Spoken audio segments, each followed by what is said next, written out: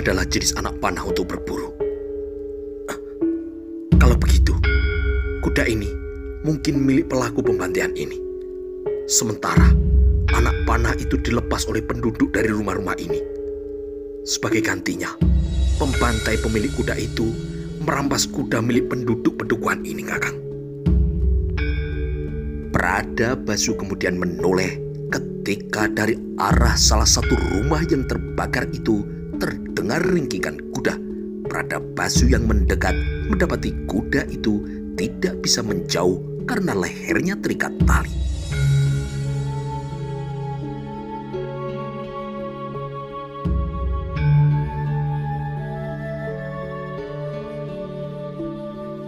Tidak ada seorang pun yang bisa memberi keterangan mengenai apa yang terjadi, Kakang. Gajah Enggon kini mengangguk.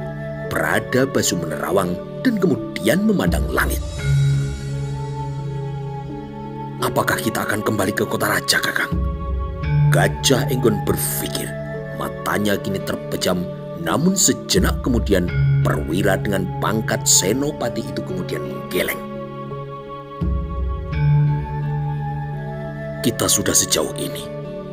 Jika orang itu berniat jahat di kota raja, ia pasti akan terantuk batunya. Penjagaan di kota raja demikian ketat dengan telik sandi yang disebar di mana-mana. Tidak mungkin ada yang bisa lolos dari saringan para telik sandi itu. Tanpa harus kita beritahu, para prajurit Mojopahit sudah bisa menandai kehadiran mereka. Gajah Enggon dan Pradabasu akhirnya harus mencuci piring bekas pesta orang lain karena mayat-mayat itu tidak mungkin dibiarkan begitu saja. Menggunakan sebuah cangkul dibuatlah sebuah lubang besar yang dilakukan dengan bahu-membahu. Peluh kini bagai diperas beleleran. Apalagi matahari yang sudah jauh doyong ke arah barat itu masih memberi hawa panas yang menyengat. Sebenarnya Pradabasu tidak hanya berdua dengan Gajah Enggon di tempat itu, karena dari balik lebatnya papringan yang berada tidak jauh dari tempat itu, seseorang tengah mengamati apa yang mereka lakukan. Setelah beberapa saat memperhatikan dengan jantung yang berlarian, akhirnya orang itu memutuskan keluar dari tempat persembunyiannya. Bahwa orang itu tetap bersikap waspada terlihat dari anak panah yang biasa digunakan berburu, kini tetap melekap di gandewa yang terontang. Pradabasu yang mulai menurunkan mayat-mayat ke liang lahat itu kemudian menghentikan pekerjaannya. Dengan alis yang mencuat dipandangnya orang yang mendekat itu, Gajah Enggon melihat betapa pemuda itu menyangga beban yang amat berat. "Siapa kalian?" bertanya pemuda itu. Pradabasu dan Gajah Enggon tidak dengan segera menjawabnya. Dengan penuh selidik, mereka memperhatikan pemuda yang merentang langkap itu. Pemuda itulah yang kemudian menjadi tidak sabar. "Siapa kalian?" ulangnya dengan bentakan. Pradabasu dan Gajah Enggon yang semula berdampingan kini memisahkan diri mengambil jarak, menyebabkan pemuda dengan anak panah itu bingung untuk mengarahkan bidikannya. "Apakah kau penduduk pedukuhan ini?" Pradabasu kini justru balas bertanya. Ucapan Pradabasu yang dilakukan dengan tenang itu telah menyebabkan pemuda itu kebingungan. "Siapa namamu?" lanjut Pradabasu. Pemuda itu tidak menjawab. Ia membalas pandangan Pradabasu dan Gajah Enggon bergantian. Kebingungan yang berbau panik yang dialami oleh pemuda itu ternyata tidak mampu membuatnya berbicara. Pandangan matanya kini tertuju ke lubang galian yang telah dibuat pada mayat-mayat yang telah digeletakkan di dalamnya. Beban yang teramat berat rupanya memang sedang disangga oleh pemuda itu. Raut wajahnya membeku ketika dengan amat perlahan ia melangkah mendekati tepi galian dan memandang tubuh-tubuh yang telah kehilangan nyawa itu. Pradabasu dan Gajah Enggon kini menempatkan diri untuk menunggu. "Ceritakan apa yang terjadi, anak muda," Aku Senopati Gajah Enggon dari pasukan khusus Bayangkara. Dan ini sahabatku, Bradabasu. Kebetulan kami lewat tidak jauh dari tempat ini ketika melihat sisa kebakaran yang terjadi, kata Gajah Enggon. Pemuda itu tergulai. Langkap dan anak panah yang semula dipegangnya dengan erat itu kemudian jatuh karena tidak ada sisa kekuatan untuk menggenggamnya. Sisa kekuatan yang ada rupanya dipergunakan untuk menguasai dirinya sendiri. Bahwa apa yang dilakukan itu bukan hal yang mudah, sangat terbaca dari wajahnya yang kini merah padam. Giginya kini terkatup saling menggigit. Gajah Enggon dan Bradabasu akhirnya memilih menempatkan diri menunggu pemuda itu untuk menguasai dirinya sambil terus melanjutkan pekerjaannya. Mayat terakhir yang masih tersisa dengan hati-hati kemudian dimasukkan ke dalam galian kuburan itu. Pemuda yang mengalami kekalutan luar biasa itu seperti orang yang tersadar dari lamunan ketika melihat orang-orang di depannya kini mulai mengurung. Biarkan aku yang mengerjakan pekerjaan itu, ucap pemuda itu. Gajah Enggon dan Bradabasu kini saling melirik. Adakah yang bisa kau ceritakan apa yang terjadi? Tanya Gajah Enggon.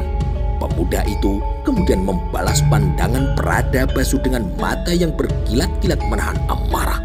Tangan kanannya kini gemetar seperti orang yang buyutan. Gemetar juga kini mulutnya. Kalau saja pelaku pembantaian itu berada di depannya dan andai kata ia mempunyai kemampuan untuk mengalahkan mereka, tentunya anak panahnya yang akan berbicara untuk mewakili dirinya.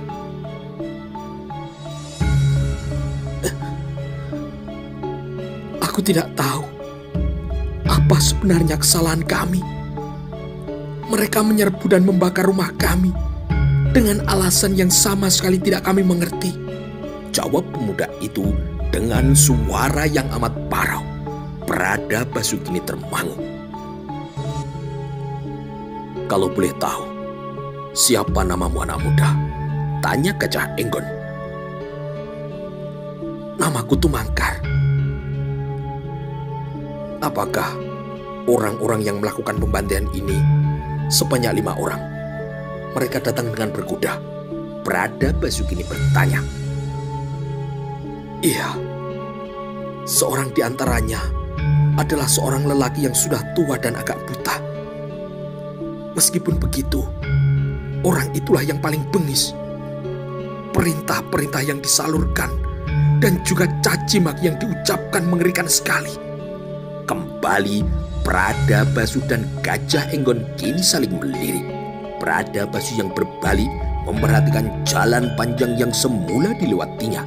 Ketika Bradabasu mencoba mengenang kembali rombongan orang-orang itu, memang benar salah seorang di antaranya memang sudah berusia lanjut. Meskipun sudah lanjut, nyatanya mereka masih mampu menunggang kuda dengan perigel dan terengginas. Bagaimana kalian bisa tahu? Tumangkar kini mengurai rasa penasarannya. Dalam perjalanan kami tadi, kami berpapasan dengan mereka. Orang-orang itu sedang menuju ke kota raja, jawab Bradabasu. Hening yang menyeruak adalah karena Bradabasu dan Gajah Enggon berusaha untuk menerka latar belakang macam apa di balik peristiwa itu.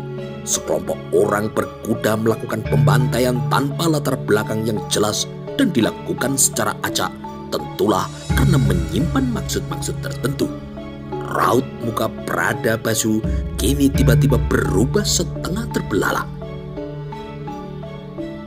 Ada apa, Di? Tanya Gajah Enggon.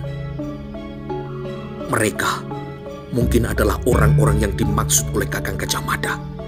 Gajah Enggon kini melangkah mundur dan berjalan mondar-mandir. Orang-orang yang oleh Ibu Suri diramalkan akan kembali masuk ke istana untuk melakukan pencurian. Bradabasu kini mengangguk. Yang mereka lakukan adalah untuk memancing para prajurit agar perhatiannya teralihkan. Dengan demikian, mereka akan leluasa masuk ke dalam gedung perbendaharaan pusaka. Apakah ini berarti kita harus kembali untuk memberitahukan kemungkinan itu kepada Kakang Gajah Mada? Tanya Pradabasu. Pertanyaan itu menyebabkan Gajah Enggon harus berpikir dengan keras. Apa yang dilontarkan mantan Bayangkara Pradabasu itu memang masuk akal. Sebagaimana sangat masuk akal 5 orang berkuda yang sebelumnya berpapasan dengan mereka dicurigai sebagai orang-orang yang diramalkan oleh Ibu Suri Raja Patni Gayatri akan kembali masuk ke istana karena merasa tidak puas dengan hasil pencurian yang pertama. Kita tidak perlu kembali, jawab Gajah Enggon. Sontak Pradabasu kini mencuatkan alisnya. Apa maksudmu, Kakang? Bukankah perjalanan yang kita tempuh kali ini adalah dalam rangka mengejar mereka? Mengejar orang-orang yang mencuri pusaka-pusaka itu. Mengapa kau berpendapat tidak perlu kembali? Tanya Pradabasu. Gajah Enggon kemudian segera teringat pada petunjuk yang diterimanya dari Ibu Suri. Ada satu bagian dari petunjuk itu yang menjadi alasan kuat untuk tidak perlu kembali ke istana apapun yang terjadi. Setidaknya malam ini, apapun yang akan terjadi nanti harus sampai ke ujung Galuh. Kisana Tumangkar, kalau boleh aku tahu, siapa saja keluargamu yang menjadi korban pembantaian ini? Tanya Gajah Enggon. Pradabasu mencuatkan alis semakin tinggi melihat Gajah Enggon membelokkan persoalan. Tidak ada satupun. Namun bagiku, para tetanggaku adalah keluargaku. Bagaimana aku bisa merasa tidak pernah kehilangan dengan kematian-kematian ini, Ki? Gajah Enggon kini termangu beberapa saat lamanya. Pradabasu makin merasa heran melihat Gajah Enggon mengeluarkan lencana dari balik bajunya. Itulah lencana yang hanya dimiliki oleh prajurit yang menyandang pangkat senopati. Ketika masih menjadi prajurit Bayangkara, Pradabasu juga pernah memiliki lencana semacam itu. Akan tetapi benda itu telah lama hilang. Lagi pula karena Pradabasu kini juga tidak lagi menjadi prajurit Bayangkara. Ia merasa tidak berhak lagi untuk memiliki lencana itu. Kisana Tumangkar, kau ingin membalas perbuatan orang-orang yang telah membantai para tetanggamu ini? Tanya Gajah Enggon. Pertanyaan itu menyebabkan Tumangkar terlonjak. Kalau mungkin, tentu saja Tumangkar sangat ingin. Namun, kekuatan mana yang bisa digunakan menghukum orang-orang yang tanpa alasan yang jelas telah membantai para tetangganya itu? Sampean ingin orang-orang itu dihukum, bukan? Tumangkar mengangguk dengan tegas. Gajah Enggon kemudian menyerahkan lencana miliknya dan menyebabkan Tumangkar bingung. Demikian juga dengan Pradabasu. Pergilah ke kota raja, temuilah Patih Gajah Mada dan ceritakan apa yang terjadi di tempat ini. Sampaikan pesanku kepadanya bahwa orang-orang itu membuat kekacauan untuk mengalihkan perhatian. Mereka adalah maling-maling yang akan melakukan pencurian di istana.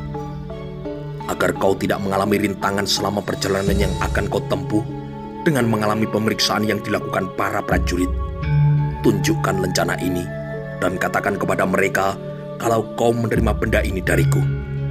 Ceritakan kepada Patih Gajah Mada apa yang menimpa penduduk pedukuhan ini. Sampaikan pula para pelakunya memasuki kota raja. Tumangkar menerima lencana itu dan mengamatinya beberapa saat. Tumangkar mencoba mengingat nama orang-orang di depannya, tetapi ia terlanjur lupa. Kalau Ki Patih Gajah Mada bertanya, aku menerima benda ini dari siapa?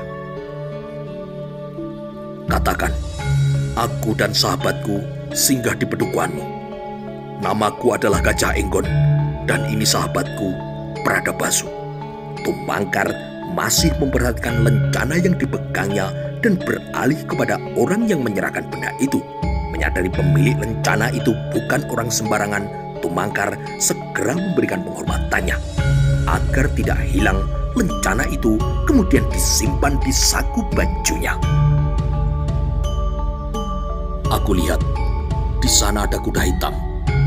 Kuda hitam itu milik siapa? Tanya Gajah Enggon sambil mengarahkan telunjuknya.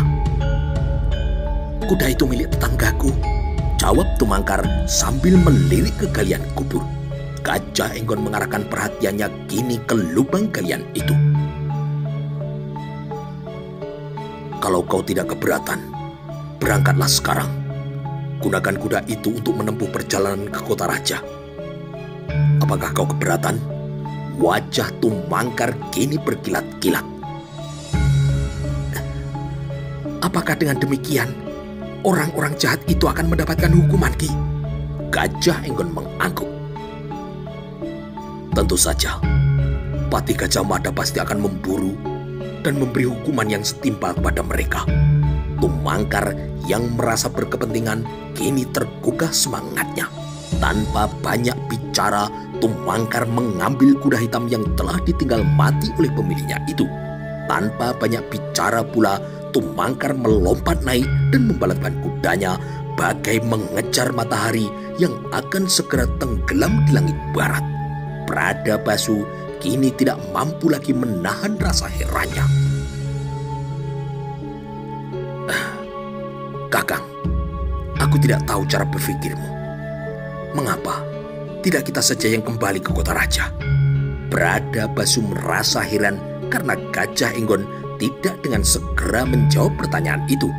Jika Gajah Enggon tidak menyediakan jawaban yang masuk akal, sikap Gajah Enggon yang demikian itu layak untuk dipertanyakan.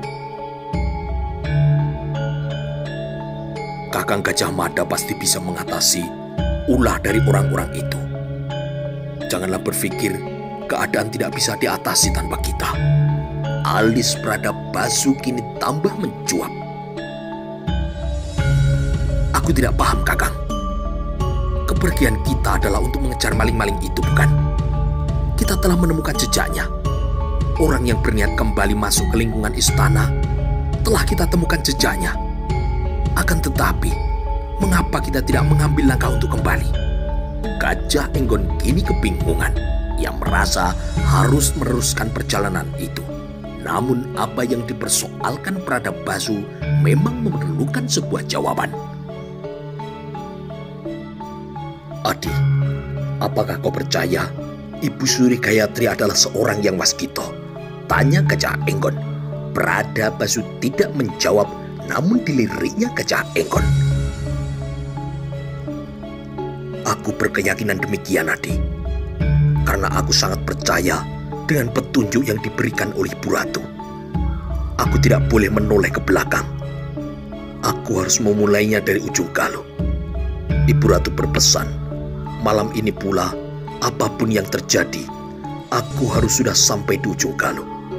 Bahkan, andai kata gempa bumi kembali terjadi dan mengguncang istana, Ibu Suri melarangku kembali. Pradabasu yang mencuat alisnya itu menambahinya dengan mengerutkan dahi. Pradabasu berusaha keras memahami apa yang disampaikan oleh Gajah Enggon. Masih ada hal-hal yang sulit dipahami. Pradabasu kemudian memutar otak dan memeras ingatannya. Dikenangnya kembali apa yang dikatakan Gajah Mada kepadanya. Ibu Suri Rajapati Gayatri tadi memanggilku dan mengingatkan. Boleh jadi maling yang mencuri Cihna Gringsing Lebeng Loelaka dan Songsong Rutan Riwes itu mungkin akan masuk kembali ke ruang perbendaharaan pusaka. Aku tidak percaya dengan pasukan Bayangkara meskipun berkekuatan penuh telah melakukan penjagaan istana. Maka kemudian aku ikut melibatkan diri dalam pengamanan istana yang secara langsung itu. Tetapi ternyata perhitungan Ibu Suri salah. Pradabasu kini termangu. Kau benar, Kakang. Ibu Suri Gayatri memang adalah orang yang sidik Paningal dan Waskito. Beliau bahkan telah meramalkan maling itu akan kembali masuk ke dalam istana. Dan ia juga telah memberi peringatan kepada Kakang Gajah Mada. Sebaiknya kita lanjutkan saja perjalanan kita.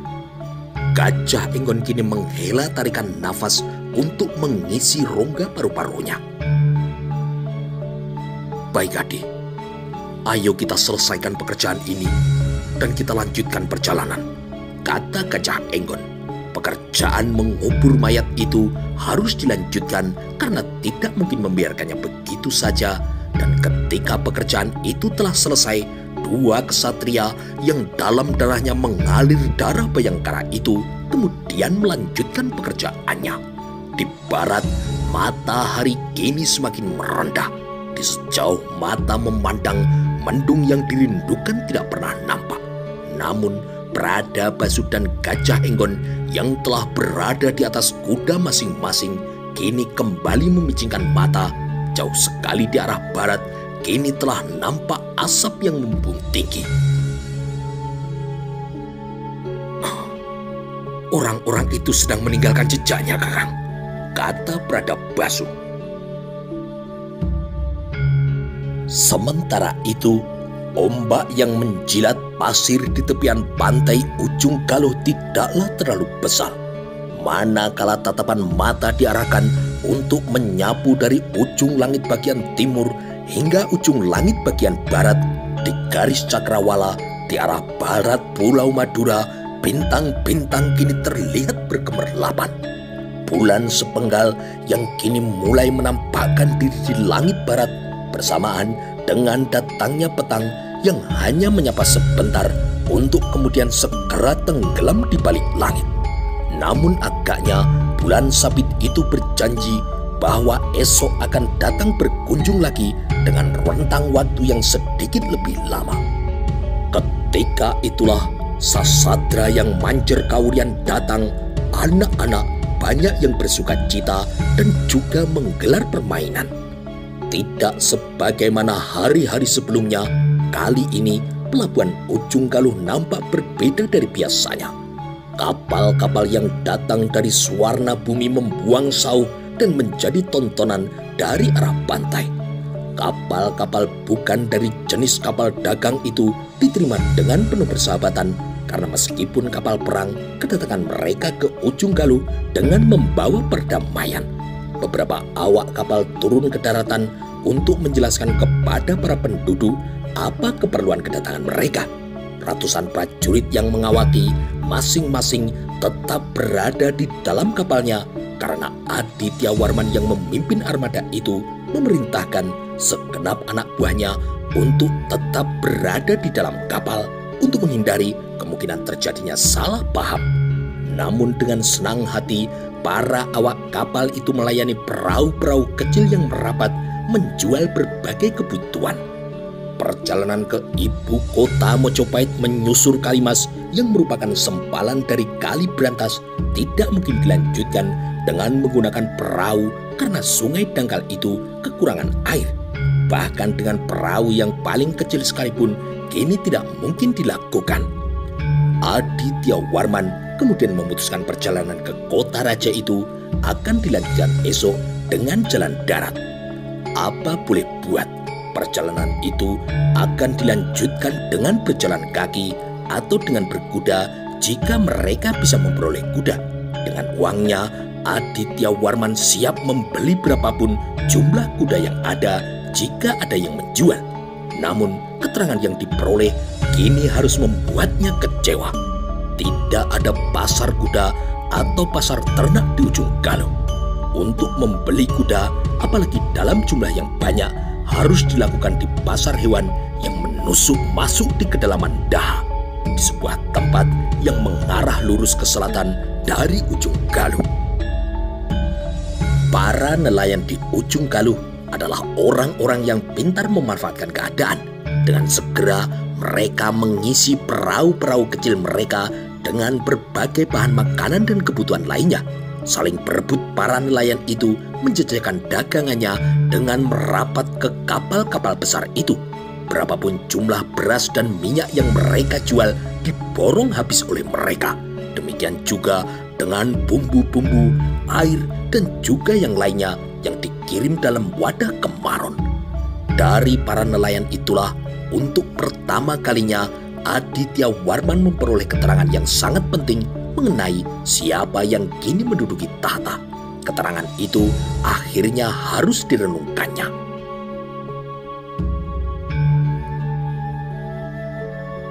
Paman sudah tahu siapa yang menjadi Raja Majapahit? Tanya Aditya Warman kepada Puwira.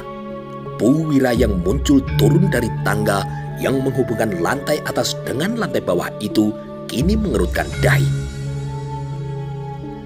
"Siapa?" tanya Puwira.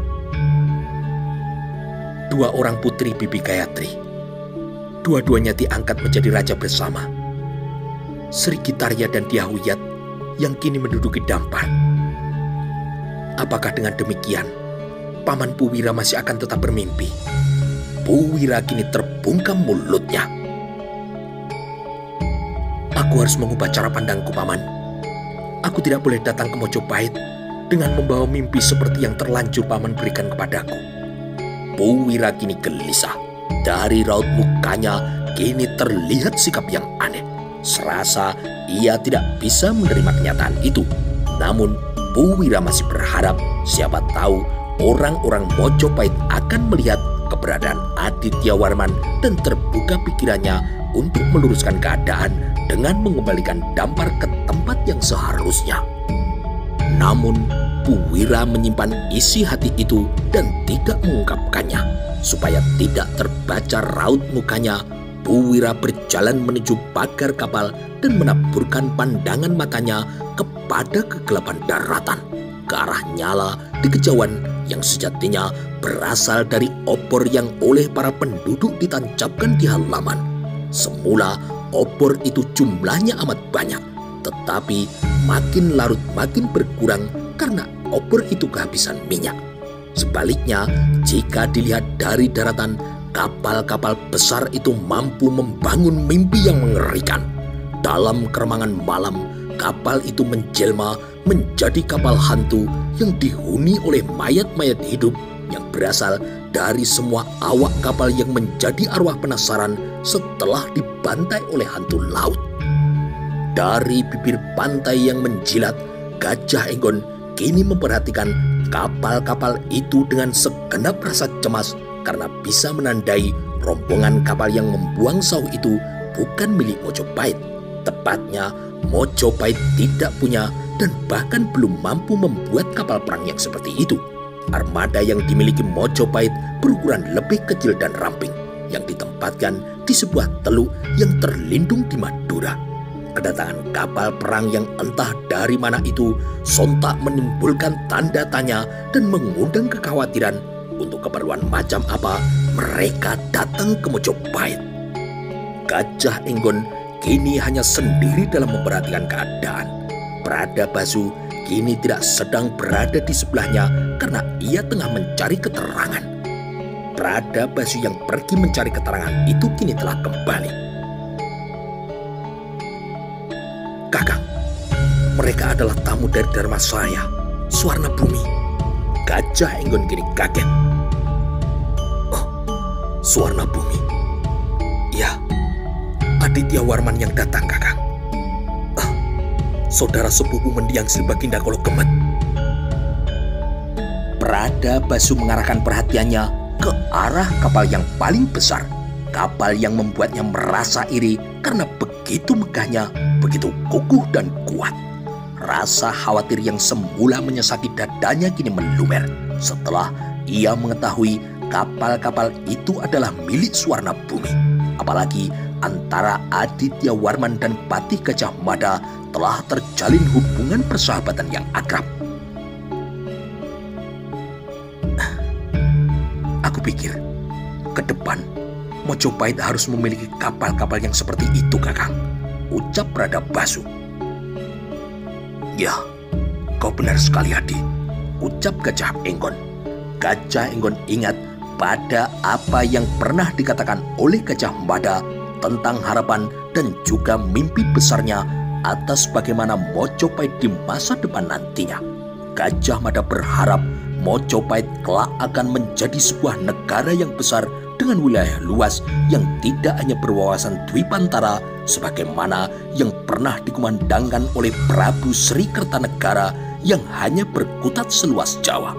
Akan tetapi jauh lebih luas dengan wawasan Nusantara yang merangkul wilayah dari timur tempat matahari terbit dan di barat ke arah matahari tenggelam.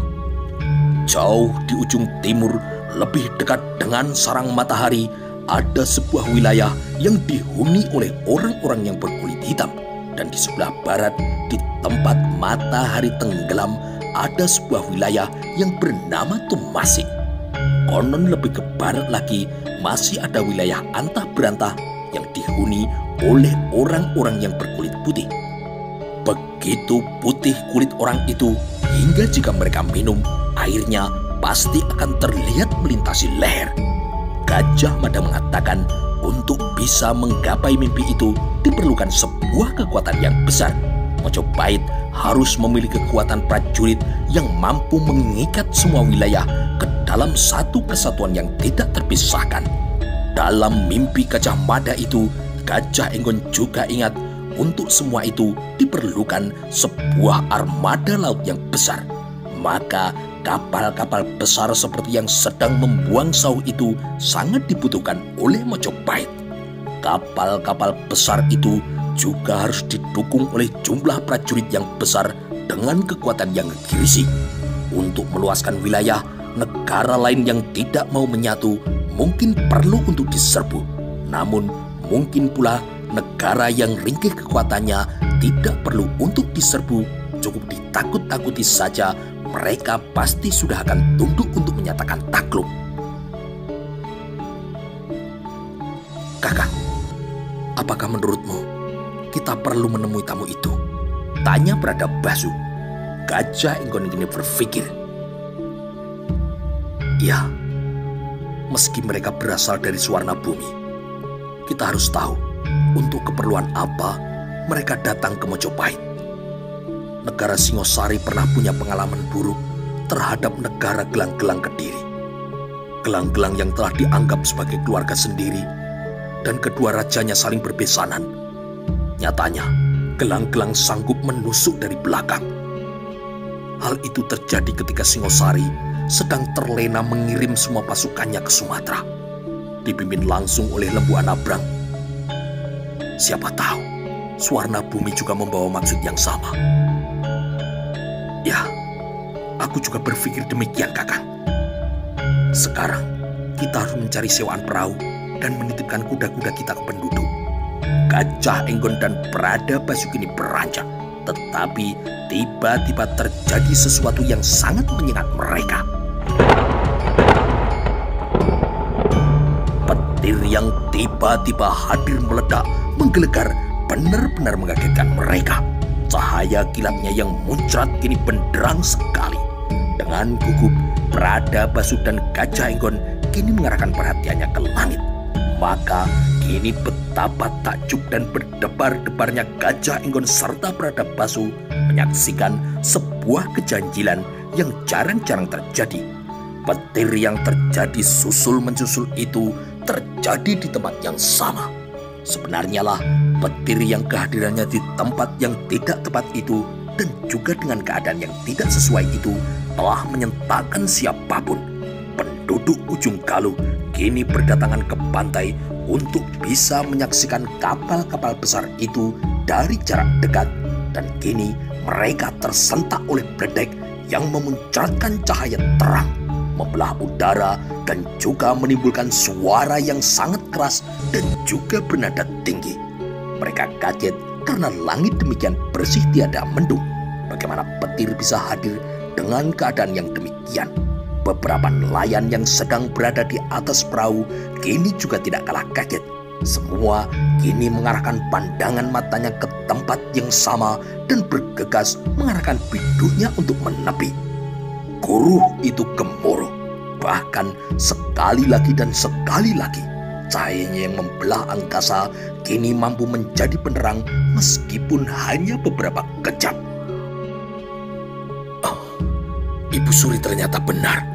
Gajah Enggon ini berbisik. Bradabasu tidak menoleh. Apa maksud Kakang? Balas Bradabasu. Ibu Suri berpesan untuk menemukan jejak payung dan lambang negara yang hilang itu. Ikutilah kemana hujan akan turun. Itulah sebabnya Ibu Suri berpesan begitu kukuh. Malam ini aku harus sampai di tempat ini. Ke ujung Galuh aku harus mengikuti jejaknya. Dengan demikian gugurlah dugaan Wadi. Maling pencuri payung dan Jena Gringsing Lebeng Luelaka itu bukanlah orang yang sama dengan orang-orang yang membuat kekacauan tadi. Ucapan Gajah Enggon itu memang membuat Bradabasu penasaran. Akan tetapi ada hal lain yang membuat Bradabasu tidak pernah menggeser tatapan matanya dari sebuah arah di luasnya langit yang tinggi. Ternyata ada sekepal mendung yang jika diperhatikan dengan cermat seperti tengah bergolak. Udara yang lembab dan suhu yang dingin kini menjadi cikal bakal terbentuknya mendung. Bagai diingatkan oleh sesuatu, Gajah Enggon tiba-tiba melompat ke atas kuda. Bradabasu kini kaget. Kemana Kakang? Tanya Bradabasu. Ayo cepat, ikut aku ke timur. Dengan berpacu kencang beradu balap dengan angin yang berembus deras dari arah pantai, Gajah Enggon kini mengarahkan kudanya ke arah timur. Namun, apa yang ia lakukan itu bukan pekerjaan yang gampang. Karena berpacu di atas tanah padat dan di atas tanah pasir yang empuk sangatlah berbeda jauh. Dengan rasa penasaran, Bradabasu menempatkan diri di belakangnya. Kita mencari apa, Kakang? Teriak Bradabasu.